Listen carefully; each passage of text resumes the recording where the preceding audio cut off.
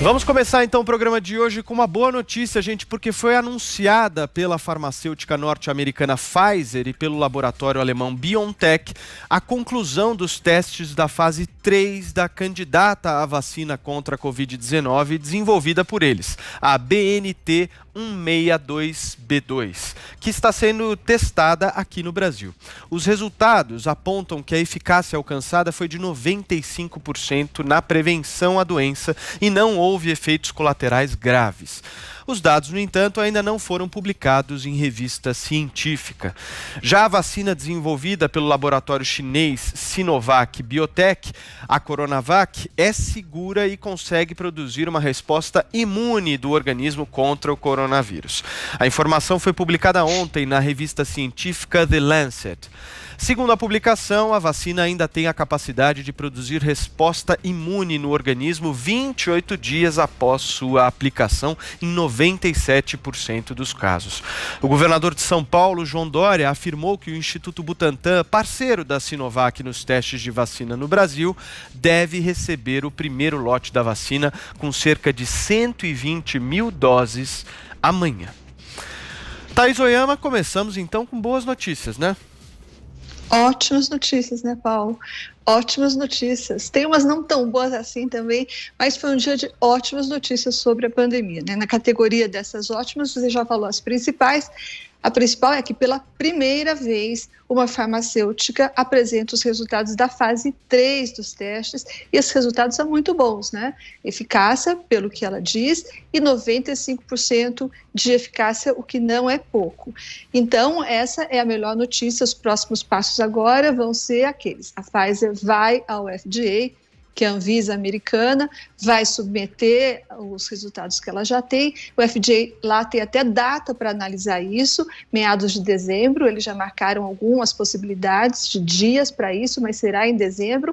E daí, em aprovando, é claro que daí, nesse caso, eles já estão acompanhando, né? Que eles vão receber agora como uma surpresa. Assim como a Anvisa daqui do Brasil já está acompanhando passo a passo alguns testes da Coronavac, por exemplo, lá também eles já estão acompanhando há algum tempo. Então não será uma surpresa, o processo deve ser rápido, e em o FDA aprovando essa vacina, que tem esse nome não muito amigável, né? Você falou aí, são várias letras, eles podiam ter arrumado um nome mais amigável, mas em o FDA aprovando essa vacina, então a Pfizer e o laboratório alemão, o BioNTech, começam a fazer isso em escala industrial e não mais em escala experimental.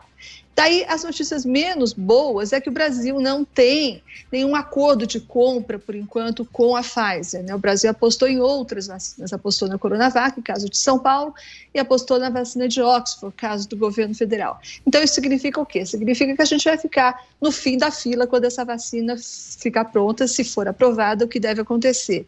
E isso acontece porque um laboratório, ele consegue produzir milhares de vacinas para testes num tempo curto, isso é uma coisa. Agora, imagina produzir em escala planetária esse medicamento, né? Nenhum laboratório, nenhum grande laboratório está exatamente preparado para isso e sabe como é que isso vai se dar. Então, a Pfizer, por exemplo, ela tem um limite, ela diz que a capacidade dela, por enquanto, vai ser de 50 milhões de doses neste ano de 2020. 50 milhões de doses significa, na verdade, que isso beneficiaria 25 milhões de pessoas, porque as doses necessárias para a imunização são 2 dessa vacina da Pfizer. Então, são 50 milhões de doses, e isso não chega a ser suficiente nem para os Estados Unidos e nem para a Alemanha, que certamente serão os países que terão prioridade, porque a Pfizer é americana e o laboratório é alemão. A gente vai ficar no fim da fila, então é certo dizer que essa vacina não chega neste ano ao Brasil. A vacina da Pfizer não chega neste ano no Brasil. Mas a outra boa notícia da leva de boas notícias, você também já adiantou, é a história da Coronavac e o fato de que 120 mil doses já estão chegando amanhã aqui no Brasil. São aquelas doses que vão chegar prontas, né, fabricadas, produzidas na China, laboratório chinês, e vão chegar aqui prontas e vão ficar guardadinhas, porque elas não podem ser distribuídas, já que não existe autorização da Anvisa ainda. Quando e se isso acontecer, essas doses vão poder ser distribuídas, e também o que vai acontecer vai ser que o Instituto Butantan vai, a partir daí, a partir da aprovação da Anvisa, começar a produzir, daí sim, tudo aqui no Brasil, 46 milhões de doses da vacina. Tecnologia chinesa, mas produção 100% nacional.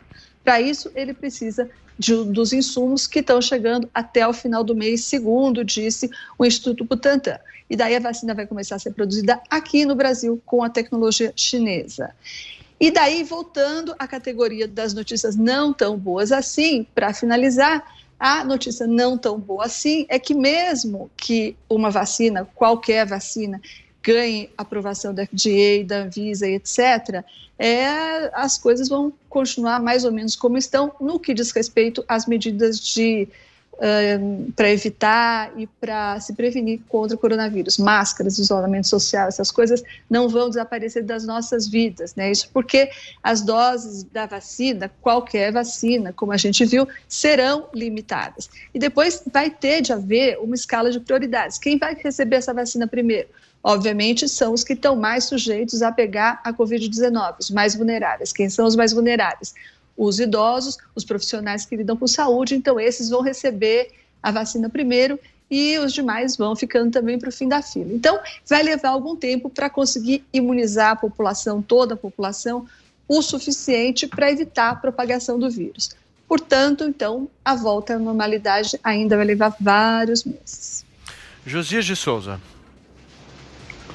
Em condições normais, a dúvida produz insônias cruéis, né?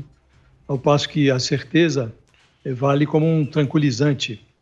Essa lógica não vale para o Brasil atual, porque há na praça uma dúvida que inquieta, que é o país entrou ou não entrou numa segunda onda de contágio do coronavírus. A única certeza disponível é que o presidente Bolsonaro ainda não saiu da primeira onda. Ele continua surfando o seu negacionismo. E isso não chega a ser tranquilizador. Na semana passada, quando a curva de contágio do vírus voltou a subir, em algumas praças, o Bolsonaro taxou essa discussão sobre o tema de segunda onda, não segunda onda, taxou isso de conversinha.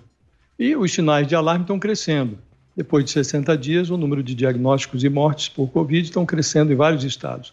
Simultaneamente, surgiram informações alvissareiras sobre a eficácia de vacinas. Lá atrás já tinha informação positiva sobre a vacina da Moderna e agora as boas novas mais recentes. Houve algo também sobre a vacina de Oxford, também muito positivo em termos de nível de imunização, e agora as mais recentes envolvem as vacinas da Pfizer e a Coronavac. Num país convencional, o governo estaria se equipando para adquirir essas vacinas e planejar a distribuição no país inteiro. A Pfizer diz que ofereceu a vacina na fase inicial de testes ao Brasil, mas não obteve resposta. Agora a saúde está correndo atrás. A Coronavac seria adquirida pela União, mas o presidente Bolsonaro desautorizou a compra de 46 milhões de doses, depois de o ministro da Saúde, o Eduardo Pazuello, já ter fechado o protocolo de intenções com o Instituto Butantan. Não há, de resto, nenhum vestígio de um plano de logística do Ministério da Saúde para a distribuição de vacinas. Nessa matéria, a única novidade disponível é uma manifestação em que a Advocacia Geral da União sustenta no Supremo Tribunal Federal a tese segundo a qual não existe, em regra, compulsoriedade para vacinação. Cabe, segundo esse parecer, que foi enviado agora pela AGU ao STF, cabe ao Ministério da Saúde definir quais vacinas serão classificadas como obrigatórias. O presidente Bolsonaro já disse que no governo dele vacina não é obrigatória. E o general Pazuello, desautorizado na aquisição das 46 milhões de doses da vacina Coronavac, já esclareceu que ele opera num cargo civil, mas sob lógica militar. Um manda e o outro obedece. Esse debate sobre a obrigatoriedade da vacina é uma nova versão de uma velha prática, que é a perda de tempo. Havendo vacinas, o grosso dos brasileiros vai participar voluntariamente de aglomerações para obter um par de doses das vacinas que estiverem à disposição. O Bolsonaro e o Pazuello, eles são paraquedistas, mas ainda não notaram que o cérebro, como um paraquedas, só funciona quando está aberto para a realidade. o governo precisa se abrir para a realidade.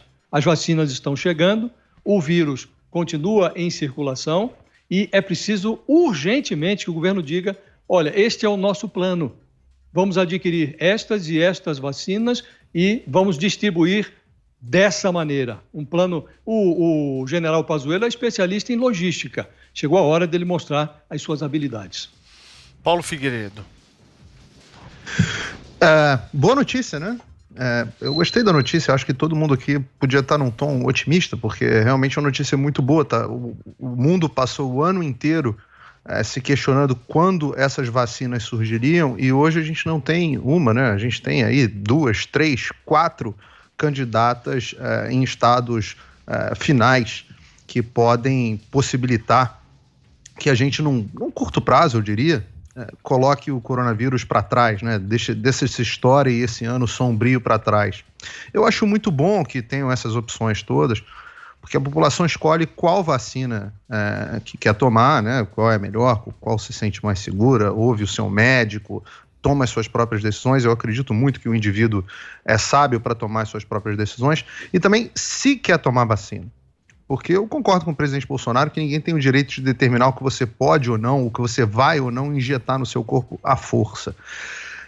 Agora, se vai haver uma reflexão aqui, se vai haver fila para as vacinas e supostamente poucas doses disponíveis, por que precisa ser obrigatório? Eu vou acompanhar o Josias nessa. Eu acho que é uma discussão que é uma perda de tempo. Se vai faltar vacina, por que precisa ser obrigatório, né? Outra dúvida que eu tenho aqui é por que todas as notícias têm que cair em cima do Bolsonaro, né? Essa era uma notícia que não era sobre o Bolsonaro. Era uma notícia sobre uma boa notícia, que era a notícia da vacina.